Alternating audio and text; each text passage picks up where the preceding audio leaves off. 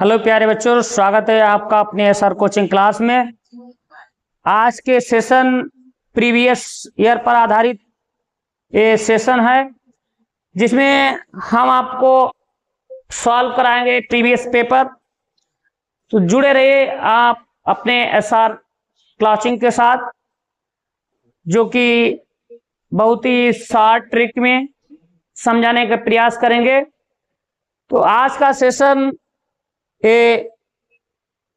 इसलिए इम्पॉर्टेंट है क्योंकि ये बहुत शॉर्ट ट्रिक है और नवोदय प्रवेश परीक्षा व अटल आवासीय विद्यालय दोनों के लिए महत्वपूर्ण क्लास है। आप जुड़े रहिए हमारे साथ एसआर कोचिंग क्लास के साथ।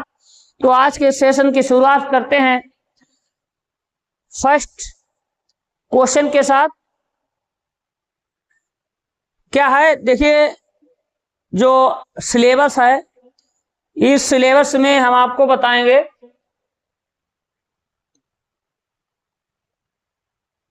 कि अटल आवासीय या नवोदय प्रवेश परीक्षा जो होता है उसमें टोटल क्वेश्चन जो आते हैं, संख्या होती है 80 क्वेश्चनों की संख्या होती है।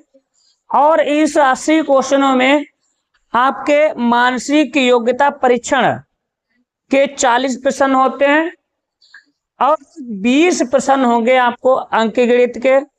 20 प्रश्न आपको मिलेंगे हिंदी भाषा के, जिसमें अनुच्छेद दिए होंगे, कहने मतलब पैराग्राफ होगा, उसमें से आपको आंसर छांटने होंगे, पर्यायवाची हो सकते हैं, विलोम हो सकते हैं। तो इस टाइप के आपको 20 प्रश्न मिलेंगे हिंदी भाषा के, 20 प्रश्न आपको मिलेंगे गणित के और 40 क्वेश्चन मिलेंगे आपको मानसिक योग्यता परीक्षण के। ये सिलेबस अटल आवासीय विद्यालय एवं नवोदय प्रवेश परीक्षा विद्यालय दोनों का एक ही सेम है। तो आज के सेशन में सॉल्व करेंगे इस पेपर को, और तो जुड़े रहिए आप हमसे एसआर कोचिंग क्लास के साथ। इस प्रश्न को सॉल्व करिए, कुछ नहीं है इसमें, यहां पर हल कर दीजिए इसे। तो क्या कैसे करेंगे हम, देखिए, यहाँ पर 10 और 5 की गुणा कर दीजिए, कितना आ गया 50। 50 में 77 जोड़ दिए, कितना आएगा 50 और प्लस 77 जोड़ दिए, कितना बन जाएगा, बनेगा जाकर 7 और 127 127 बटे 10। फिर प्लस कर दीजिए और यहाँ पर 7 बटे 100, फिर प्लस कर दिए 77 बटे 100, 77 बटे 1000। अब यहाँ पर क्या है, इन्हें सॉल्व कर दीजिए। यहाँ पर 100 की गुणा कर दीजिए और यहाँ पर 100 की गुणा कर दीजिए ऊपर, यहाँ पर 10 की गुणा इधर है ये। तब यहाँ पर ऊपर करेंगे 1270 कितने हो जाएंगे, और प्लस इसे 70 को जोड़ दीजिए और प्लस कितने 77 को जोड़ लीजिए, 7 7 14, 7 1 8 और 12, तो कितना आया 12,847, 12,847 और बटे हैं 1, कितना 3 जीरो। अब 3 जीरो इधर है। अब यहाँ पर जब भाग करेंगे तो 3 के बाद पॉइंट लगा दीजिए, कितना लगा दिए 3 के बाद पॉइंट लगा दीजिए।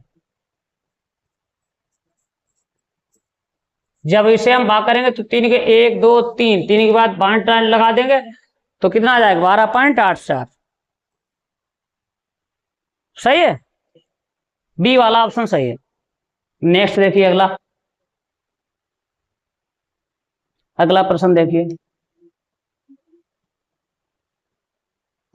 देखिए 1/6 को मिलाने से 41 सही 2/3 हो जाता है। इसे आप सॉल्व करिए। 41 से 2/3 तो कितना आएगा, 3 एकम 3, 3 चक 12, कितना आएगा 123, 123 और बटे प्लस 2 तो कितना आएगा 125/3 और 1/6 का तो क्या आ जाएगा 6/1, यानी 2 3 3 दूनी 6, 3 दूनी 6, 125 गुणे 2 की गुणा कर लीजिए, कितना आएगा 250, कितना आएगा 250। अगला देखिए प्रश्न, 7 अंक की बड़ी से बड़ी संख्या 8 अंक की सबसे छोटी संख्या ज्ञात कीजिए। देखिए बड़ी और छोटी में ध्यान रखिए बड़ी और छोटी में। जो अब 2 अंक की यहां से समझ लीजिए, 2 अंक की बड़ी से बड़ी और 2 अंक की छोटी से छोटी। तो छोटी से छोटी कितनी बदली जाके 2 अंक 10, बड़ी से बड़ी 99। अब देखिए क्या है इसमें प्रश्न, 7 अंक की बड़ी से बड़ी, 7 अंक की बड़ी से बड़ी और 8 अंक की छोटी से छोटी, 8 अंक की छोटी से छोटी। 8 अंक की देखो 1 2 3 4 5 6 7 और 1 8,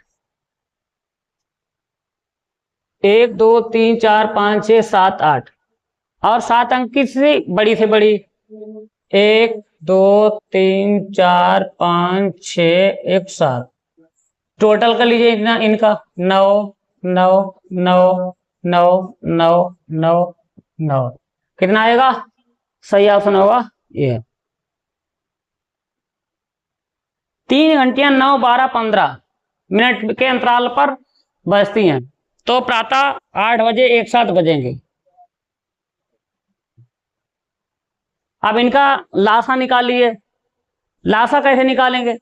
ऐसी संख्या कौन सी जो हम तीनों को वो संख्या काट देंगे 3 से। देखो 3 तिया 9, 3 चौक 12 और 3 15। 3 का पाड़े से चारों संख्या, तीनों संख्या कट जाती हैं। अब हम इनकी प्लस और गुणे 3 या ऐसे ना लग करके तो एक आसान ऐसे लगा लीजिए जिससे आप समझ जाएंगे। 9 12 15 ऐसे देख लिए, 3 तिया 9, 3 चौक 12, 3 15। यहाँ पर हमारी संख्या कितनी है? 3 4 5। अब इन्हें हम गुणा कर लेंगे, 3 गुणे 4 गुणे 5 कितना आएगा? 180। 180 कितना आएगा? 180 मिनट आ गया। 180 मिनट आ गया। अब एक घंटे में एक मिनट में कितने सेकंड होते, 1 घंटे में कितने मिनट होते हैं? 60। अब 60 से हम करेंगे भाग, 60 और से भाग करते हैं तो कितना आएगा? 180। 0 से 0 काटो, 6 तिया 18। कितने घंटे आए? 3 घंटे। कितने घंटे हुए? 3। अब जब 3 घंटे यहाँ 8 बजे, अब 8 बजे में 3 प्लस और कर दीजिए, 8 + 3 तो दोबारा कै बजे बजेंगे? 11 बजे। कितने बजे बजेंगी? 11 बजे। बी ऑप्शन सही है। कौन सा ऑप्शन बनेगा? बी। अगला देखिए प्रश्न, इसमें देखिए सबसे छोटी विषम अभाज्य संख्या, 2 अंकों की सबसे बड़ी अभाज्य संख्या। 2 अंक की सबसे बड़ी अभाज्य संख्या कौन सी होती है? 97। और सबसे छोटी विषम अभाज्य संख्या 3। अब इन्हें जोड़ दो, योगफल जोड़ दो, कितना हुआ? 100। आंसर कौन सा होगा? सी। नेक्स्ट अगला देखिए, प्रश्न संख्या 46 पे जाइए। यहां पर देखिए निम्नलिखित में से कौन सा सही है? क्या हम 5 मीटर और 8 सेंटीमीटर को ऐसे लिखेंगे? नहीं लिखेंगे। क्या हम 7 मीटर और 5 सेंटीमीटर को इस प्रकार से लिखेंगे? नहीं लिखेंगे। क्या 2 किलोमीटर और 7 मीटर को इस प्रकार से लिखेंगे? नहीं लिखेंगे। 6 किलोमीटर और 11 मीटर को हम इस प्रकार से लिखेंगे। सही आंसर होगा, क्या होगा? सही आंसर होगा। अब देखिए इसे आरोही क्रम में लिखना है। आरोही क्रम चढ़ते हुए क्रम में, आरोही क्रम मतलब चढ़ते हुए क्रम में हमें जो क्रम है लिखेंगे। तो सबसे छोटी संख्या इसमें कौन सी है? 0.005, ये 1 नंबर पर आएगी। फिर है कौन सी आएगी? 0.05 2 नंबर पर आएगी। फिर इसके बाद कौन सी संख्या आएगी? 0.55 3 नंबर पर आएगी। चौथे नंबर पे संख्या आएगी। उसके बाद लास्ट में संख्या डिजिट आएगा, ये नंबर लास्ट का डिजिट आएगा, ये नंबर। तो देखिए लास्ट में डिजिट कौन सा है? ए ऑप्शन सही है। कौन सा ऑप्शन सही है? ए। नेक्स्ट प्रश्न देखिए, इसमें देखिए ए समतुल्य निकालने के लिए सबसे बढ़िया क्या तरीका है आपको बताएं। यदि हमसे समतुल्य पूछा है, समतुल्य नहीं है, समतुल्य नहीं है इसलिए हमसे पूछा जाए, तो सबसे पहले हम क्या करेंगे? आमने सामने, नीचे की आमने सामने वाली संख्या देख लें कौन सी किससे कट रही है। 5 छक्का 30, ये भी है। 7 चौक 28, ये भी है, और 18 चौक 72, ये भी है। और ये संख्या जो है आपस में नहीं कट रही है, आपस में नहीं कट रही है, तो ये संख्या सी आंसर सही होगा। कौन सा आंसर होगा? सी। नेक्स्ट प्रश्न देखिए, देखिए इसे देखिए, एक परिवार की मासिक खर्च निम्न प्रकार से, रसोई खर्च, शिक्षा खर्च, परिवहन खर्च, और इन्हें जो जोड़ा जाएगा तब कह रहा है इस परिवार का कुल मासिक खर्च सन्निकट, मतलब लगभग लगभग इन जो 4 चित्रों दिए गए इनके समकक्ष होगा, बराबर होगा। देखिए 9,378 प्लस 3,780 प्लस 2,817 प्लस 4,388। अब इन्हें प्लस कर दीजिए, जब हम प्लस करेंगे तो कितना आ जाएगा?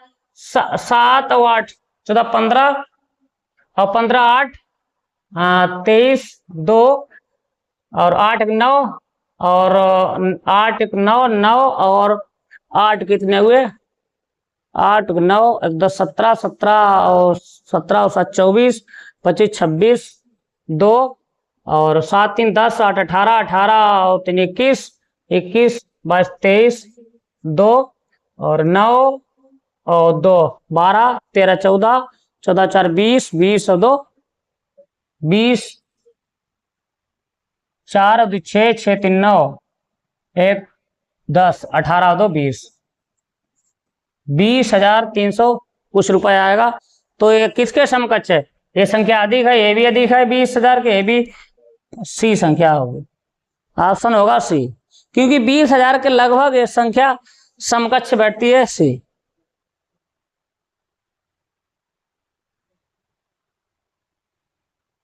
यहां पर देखिए इसे,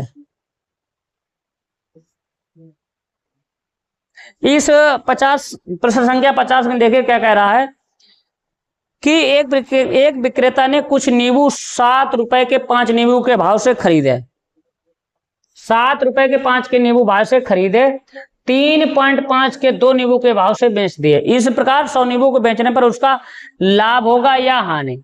तो हम इस प्रश्न को कैसे हल करेंगे? देखिए 5 नींबू कितने के? 7 रुपए के, 7 रुपए के, कितने रुपए के? 7। अब एक नींबू की कीमत निकालेंगे हम, एक नींबू की कीमत निकालेंगे। एक नींबू कितने में पड़ जाके? तो एक नींबू पड़ा जाके 7, 5 एकन 5, 2 बचे 5 चौक 20, 1 रुपए 40 पैसा। कितना पड़ा? 1 रुपए 40 पैसे का। अब 100 नींबू कितने में पड़े जाके? 100 नींबू कितने में पड़े जाके? 1.40 गुणे 100 बराबर कितने? 140 रुपए का। 140 रुपए हमारा क्या हुआ? भाव से खरीद या क्रय मूल्य, ठीक, इतना आया समझ में? अब देखिए 2 नींबू 3 3.5 रुपए में बेचे। अब देखिए 2 नींबू की कीमत कितनी है? 2 नींबू की कीमत 3 रुपए 50 पैसे। अब एक नींबू कितने में पड़ा जाके? देखिए एक नींबू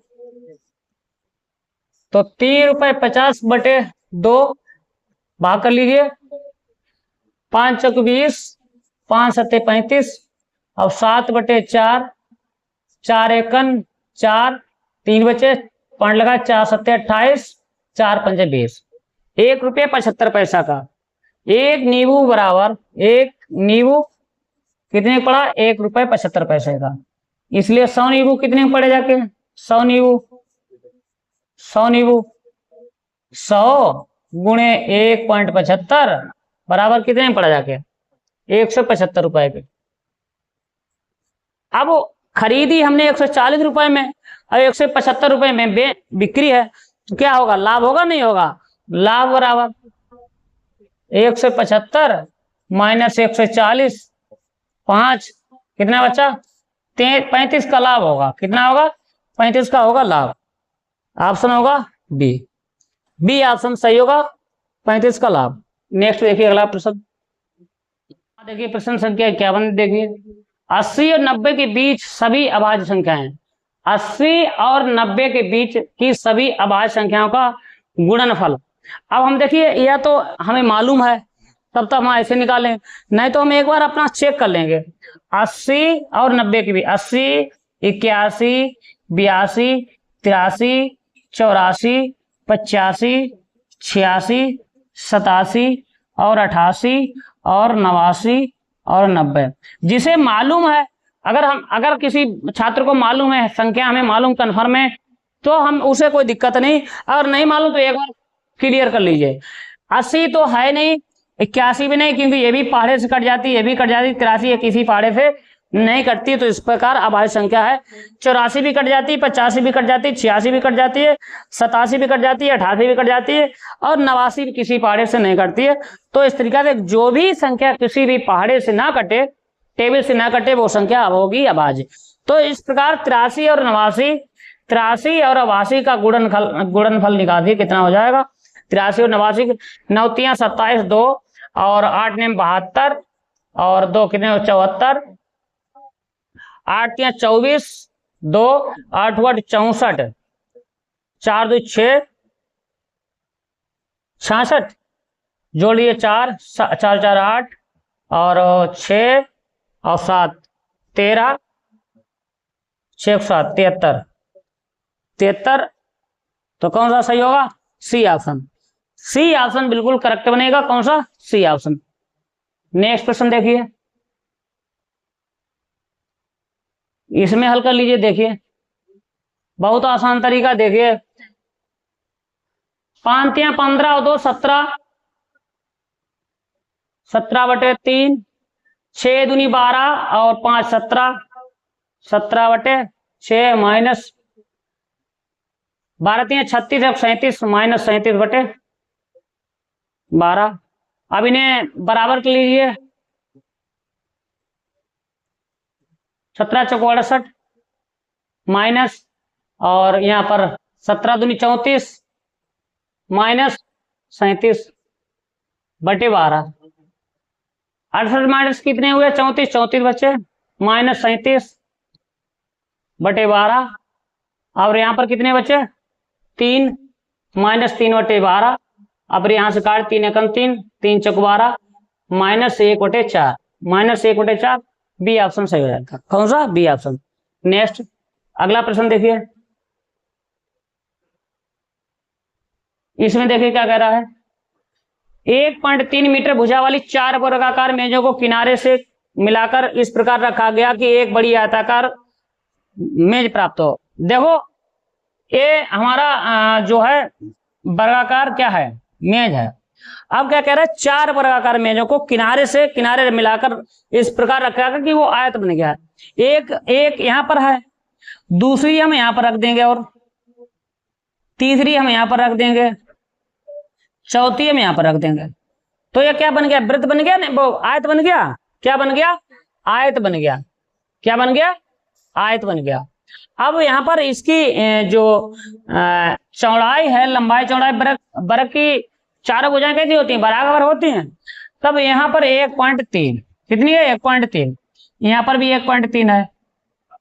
अब जब इसकी लंबाई जब बढ़ाई गई पूरी, इसको जब मेज सटाकर डाली गई, तो इसकी कितनी डाली गई, 4। तब लंबाई भी तो 4 गुनी हुई नहीं हुई, तब हम क्या करेंगे, 1/3 गुणे 4, तो लंबाई इसकी कितनी हुई, 4 तियां 12, 4 एकम 4 एक 5, 5.2 मीटर कितनी लंबाई बनी। चौड़ाई कितनी है, चौड़ाई इसकी कितनी बनी 1.3, और लंबाई कितनी बनी जाके 5.2 मीटर। अब क्या कर रहा है, परिमाप, क्या पूछ रहा है, परिमाप। आयत का परिमाप का सूत्र क्या होता है, आयत का परिमाप, इसका सूत्र क्या होता है, आयत का परिमाप बराबर सूत्र क्या होता है, 2 प्लस लंबाई प्लस चौड़ाई, लंबाई प्लस चौड़ाई। अब यहाँ पर ये सूत्र लगाओ, तो यहाँ पर क्या होगा, 2 लंबाई कितनी है हमारी 5.2 प्लस चौड़ाई कितनी है 1.3, 1.3 चौड़ाई है, इन्हें जोड़ दो आपस में, कितना हो जाएगा, 3 2 5 और 5 6, 6.5 और यहाँ पर 2। अब इन्हें आपस में गुणा कर लीजिए, 2 गुणे 6.5 और कितना आ जाएगा, 5 दूनी 10, 6 दूनी 12, 13 मीटर। कितना आ जाएगा, 13 मीटर। तो सही ऑप्शन क्या होगा, सही ऑप्शन बनेगा 13 मीटर। आशा करते हैं बच्चों आप समझ गए होंगे। यदि हमारा इस पेपर सॉल्व करने का तरीका आपको पसंद आए तो लाइक और शेयर करना ना भूलिए। चलिए अगला प्रश्न देखिए।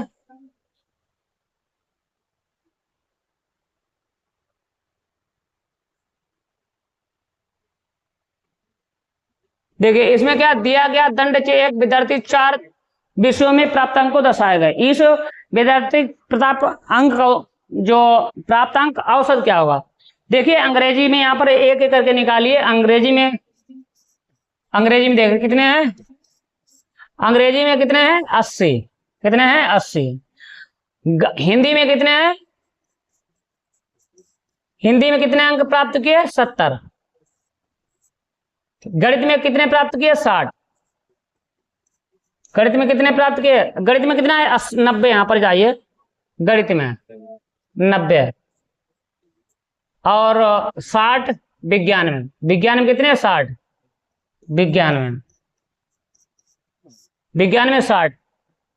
अब इन्हें क्या टोटल कर लीजिए, 6 9 15, 15 7 22, 22 8 30, 300 अंक। 300 अंक टोटल। कितने हैं टोटल, 300 अंक। और सब्जेक्ट कितने हैं, 1 2 3 4, 4 सब्जेक्ट हैं। तो इनसे भाग कर लिए, 300 डिवाइडेड 400, 4 7 28, 2 4 5 20, कितना है, 75। औसत जो है 75 आएगा। कितना आएगा, 75। बी ऑप्शन सही होगा। अगला प्रश्न देखिए।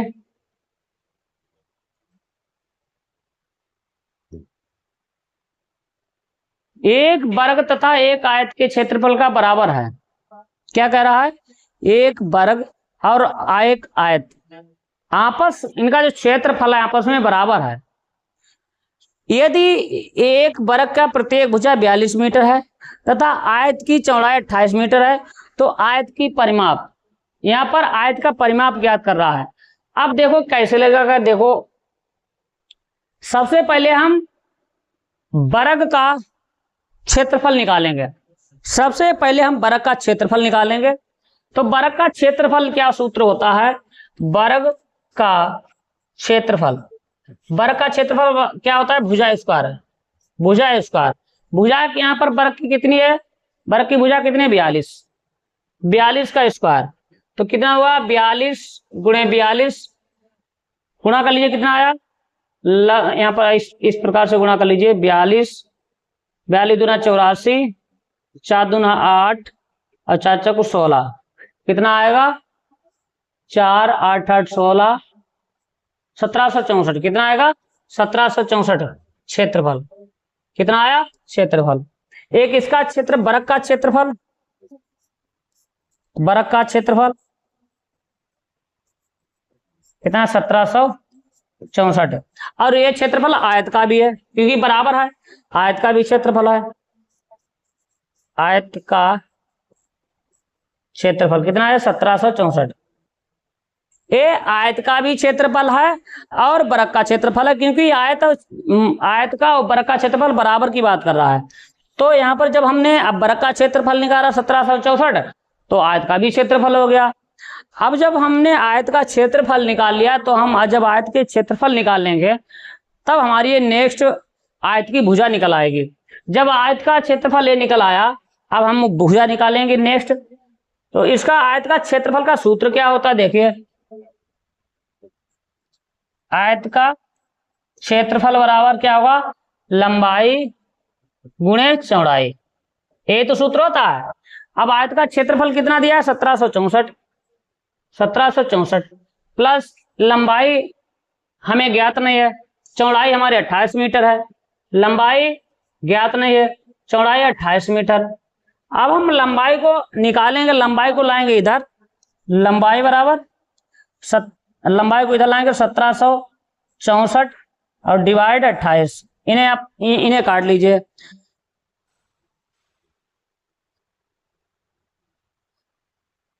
देखिए किससे काटिए, 2 से, छोटी संख्या से काटिए। 2 एकम 2, यहाँ पर काट दीजिए, यहाँ पर 1764 बटे 28, 2 एकम 2, 2 चौकू 8, 2 अट्ठे 16 और 2 अट्ठे 16 और 2 दूनी 4, अब काटिए, फिर से 2 से काटिए, 2 सत्ते 14 और 2 चौकू 8, 2 चौकू 8, 2 एकम 2। अब किससे कटेंगे, 7 से, देखिए 7 छंग 42 और 7 3 21, 7 छंग 42, 7 3 21। अब लंबाई कितनी आई हमारी, आयत की लंबाई कितनी आई, आयत की लंबाई कितनी आई 63, चौड़ाई कितनी है 28, कितनी है 28। अब इसका परिमाप, आयत का परिमाप, परिमाप क्या है, परिमाप का सूत्र है, परिमाप, आयत का परिमाप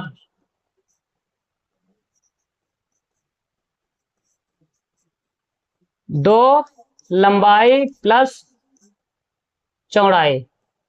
अब लंबाई कितनी है 2, लंबाई कितनी है 63 प्लस 28, इन्हें जोड़ लीजिए, 8 2 10 11, 6 और 2 8 9 91 गुणे 2, कितना आएगा, 2 एकम 2, 9 दूनी 18, 182 मीटर।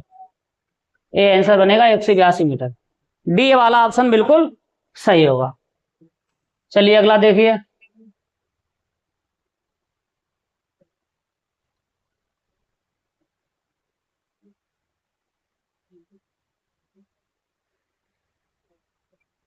देखिए एक प्रतिवर्ती कोण की माप होती है, एक प्रवर्ती कोण की माप कितनी होती है, 180 अंश से अधिक परंतु 360 से कम, 180 से अधिक 360 से कम, सही आंसर सही होगा सी।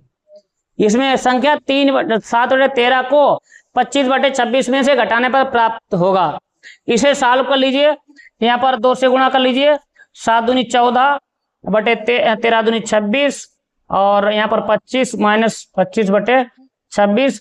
अब यहाँ संख्या घटा लिए, 25 माइनस 14 घटा दीजिए तो क्या आएगा 26, तो 11, ए ऑप्शन होगा ए सही। अगला देखिए,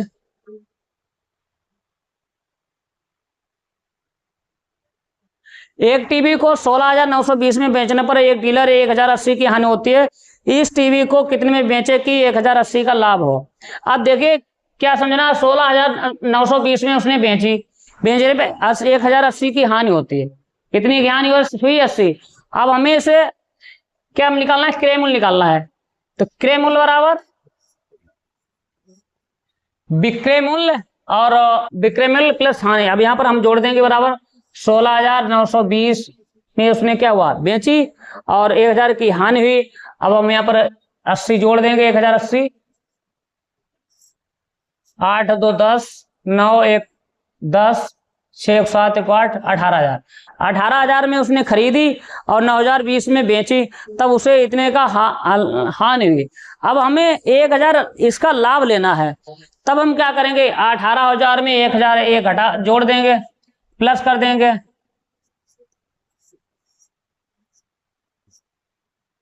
19,080, बी ऑप्शन सही होगा। तो इस टीवी को कितने में बेचे, वो 19,000 में बेचे, तब उसे 1,080 का लाभ हो। अगला देखिए,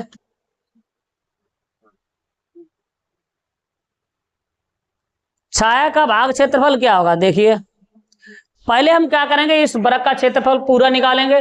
तो वर्ग का क्षेत्रफल क्या होता है, वर्ग का क्षेत्रफल बराबर क्या होगा, भुजा स्क्वायर, भुजा स्क्वायर 15 है, 15 का स्क्वायर करेंगे, 15 15 225।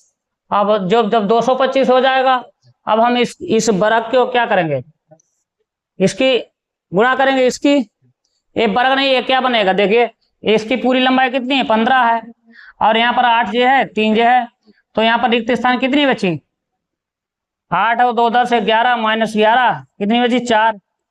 अब इसकी ये क्या बन गया, आयत बन गया, क्योंकि जब चारों भुजाएं बराबर होंगी तो वर्ग होगा, छोटी भुजाएं छोटी बड़ी भुजाएं होगी तो हो जाएगा आयत। अब इनके आयत का क्षेत्रफल क्या होता है, आयत का क्षेत्रफल बराबर लंबाई गुणे चौड़ाई, लंबाई गुणे चौड़ाई, लंबाई की 5, चौड़ाई 4, क्षेत्रफल कितना है 5 चौको 20। अब ये क्षेत्रफल इसका है 20, इसका 225, हम घटा दें कितना आ जाएगा इसका 225 माइनस 20 कितना आया 5, 205। तो ए ऑप्शन सही है। कौन सा ऑप्शन होगा 205। नेक्स्ट अगला देखिए,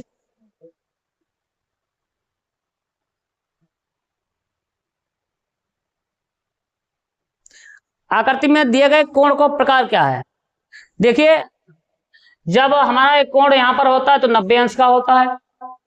अब ये यहां पर पूरा कोण है कितना का 180 का। 90 से अधिक 180 से छोटा कौन सा होता है अधिक कोण। 90 से अधिक 180 से छोटा कौन सा कोण होता है 1 से अधिक कोण।